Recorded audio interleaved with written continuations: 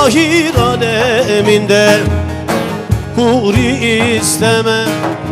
Cehennem cenneti sildim bir tek kalemde. Gerçeği sunmaya piri istemem. Gerçeği demeyen dost dost piri istemem.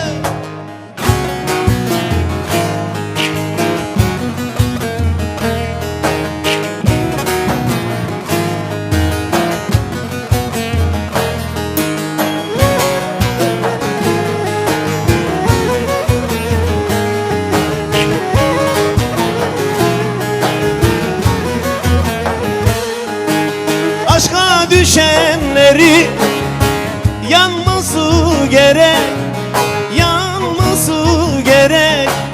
Bülbülün dalına konması gerek. Aşk kokusu cana sinmesi gerek. Kokusu sinmeyen dostuz gülü istemem. Kokusu sinmeyen dostuz gülü istemem.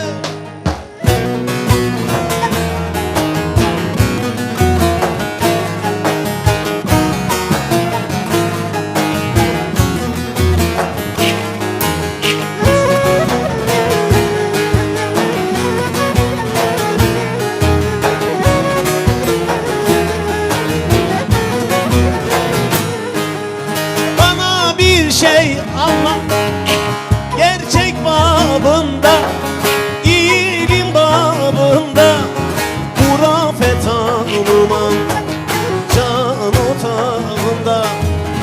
Ölüm haktır ama sağım solunda.